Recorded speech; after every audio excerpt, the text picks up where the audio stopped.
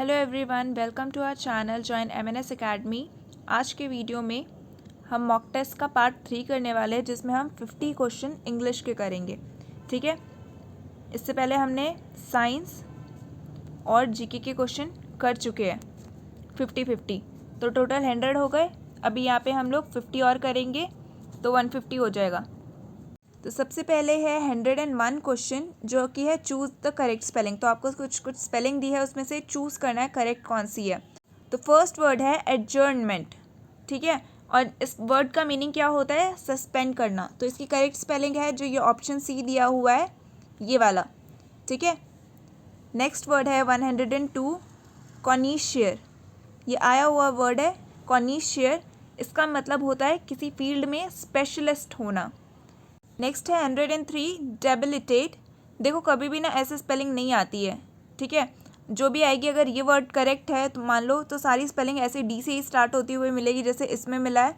ठीक है, और उनकी स्पेलिंग में जैसे यहाँ पे आई है तो यहाँ पे ई दे देंगे या ए दे देंगे, कुछ ऐसे कन्फ्यूजिंग सा देंगे, ऐसे कभी नहीं आएगा आपको।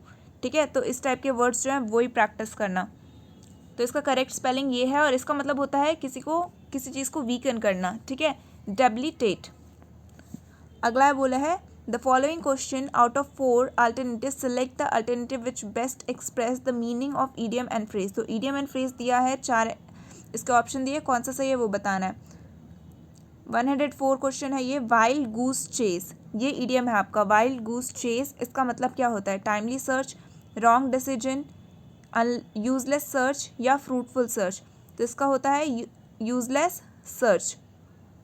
ठीक है, वाइल्ड गूस से ही आप समझ सकते हो, मतलब उनको कोई आइडिया नहीं है। वाइल्ड, जैसे बोलते हैं वाइल्ड गेस करना, हमें कुछ पता नहीं होता लेकिन जस्ट हम गेस करते हैं, तो वैसा ही ये भी है। नेक्स्ट है कैटनैप। कैटनैप मतलब क्या होता है? Fitful sleep, long sleep, short sleep या रेस्ट। तो इसका मतलब होता है शॉर्ट स्लीप। 105 अमूट पॉइंट।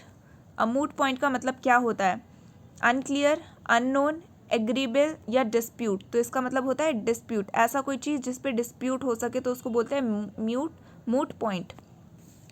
अगला है to pull a long face. To pull a long face का मतलब होता है लुक सैड। ठीक है, तो अगर कोई सैड दिख रहा होता है तो उसको बोलते हैं why have you pulled a long face.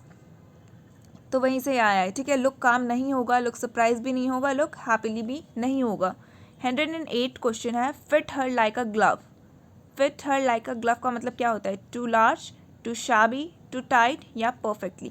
तो परफेक्टली, उसमें वो चीज़ या कोई भी ड्रेस ऐसे फिट हो गई जैसे कि ग्लव्स हो, तो परफेक्टली फिट हो चुकी है वो। अगला, in the following question out of 4 alternative choose the one which can be substituted to given the word and synonym. ये क्या है? वन वर्ड सब्सटीट्यूशन है। ठीक है, इतना बड़ा सा जो भी लिखा है इसका मतलब है कि वन वर्ड सब्सटीट्यूशन। ये लाइन दी हुई है, इसकी जगह आपको क्या आना चाहिए? One who is not easily pleased by anything. कोई ऐसा व्यक्ति जो किसी भी चीज़ से प्लीज्ड नहीं हो पाता है जल्दी से, तो उसको क्या बोलते हैं? गलिबल, फास्टीडियस, इनोसेंट या एमेनेबल। तो उसको बोलते हैं हम फास्टीडियस। नेक्स्ट है 110 a person unselfishly concern for और devote for the welfare of others. तो ऐसे व्यक्ति को क्या बोलते हैं? जो किसी भी अल्टर मोटिव ना हो उसका। ठीक है, अनसेल्फिशली मतलब कोई भी उसका अंदर से कोई मोटिव नहीं है, वो बस लोगों की भलाई करना चाहता है, लोगों की वेलफेयर के लिए लोगों पे काम कर रहा है। तो ऐसे व्यक्ति को क्या बोलेंगे? इगोस्टिक, अनसेल्फिश, अल्ट्रुइज्म या वेलफेयरिस्ट।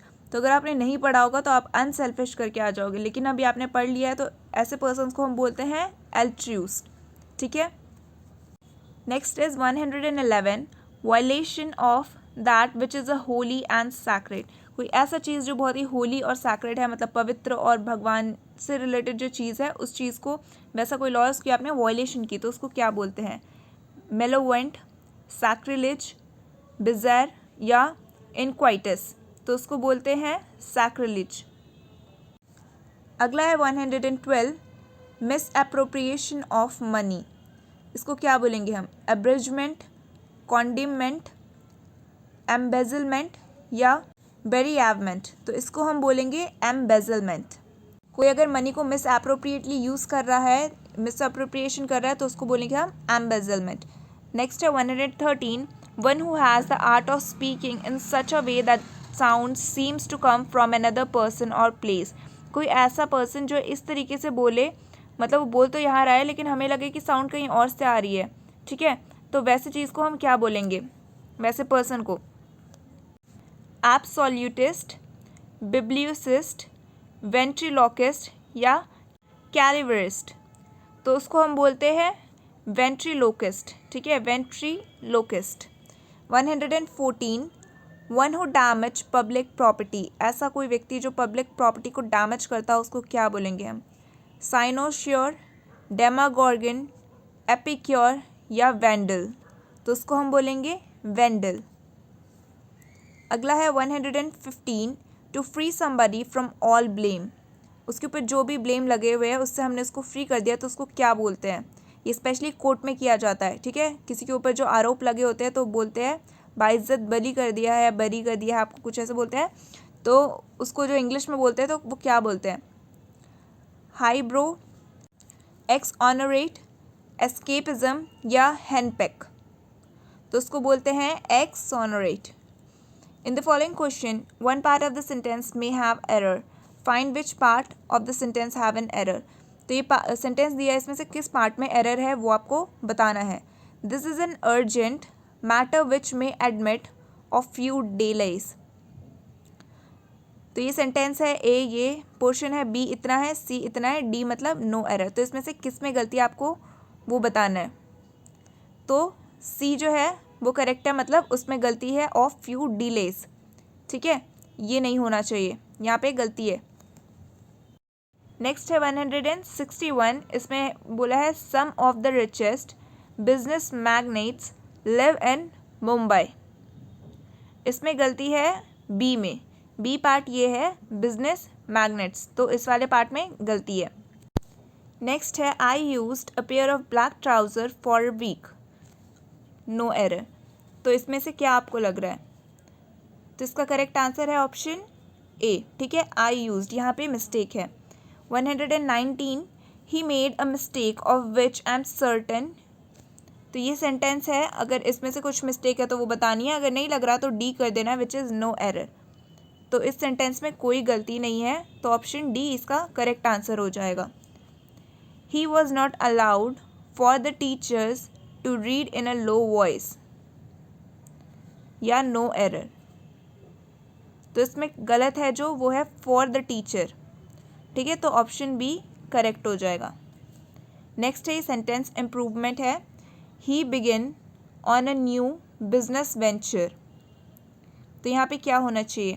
बिगिन, ओपन, एम्बार्क्ड या नो इम्प्रूवमेंट? तो बिगिन की जगह होना चाहिए एम्बार्क्ड, ठीक है, he embarked on a new business venture. I have to say the truth,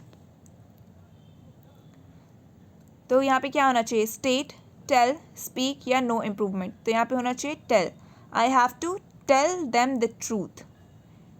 next is 123, the SSB will interview the candidate between 11 AM and 3 PM। तो यहाँ पे क्या होना चाहिए? 11 AM to 3 PM, 11 AM from 3 PM, 11 AM by 3 PM या no improvement? तो यहाँ पे है नो इम्प्रूवमेंट, इसके बीच में लेंगे वो लोग, ठीक है, इसलिए नो इम्प्रूवमेंट। नेक्स्ट है 124, as soon as arrived in home I knew that something was wronged. Arrived by home, arrived home, arrived my home या नो इम्प्रूवमेंट? तो यहाँ पे होना चाहिए arrived home, arrived in home नहीं होगा, अराइव्ड होम होगा बस। नेक्स्ट है powerful desire brought about his downfall, his wishful desire, his eager desire, his desire for power या नो इम्प्रूवमेंट?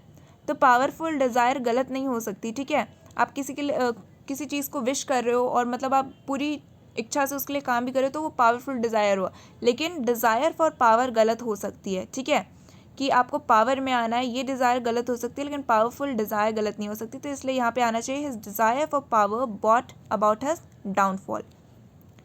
नेक्स्ट है 126, Ramesh laid in the shade of tree before he could walk further. तो laid की जगह क्या आना चाहिए? लेन, ले, light या नो इम्प्रूवमेंट? तो लेड की जगह आना चाहिए lay, Ramesh laid in the shade of the tree before he could walk further. Next, in the following question, the sentence given with the blanks to be filled in with an appropriate word. Select the correct alternative out of 4 and indicate it by selecting the appropriate option. कुछ नहीं करना है इसमें, fill in the blanks है, correct word देख के fill करना है, ठीक है. तो 127 is the next question. My sister marriage pass dash peacefully. तो यहाँ पे क्या होगा? Away, by, off, out. तो यहाँ पे होगा off. My sister's marriage pass off peacefully. Next है 128. Health is too important to be dash.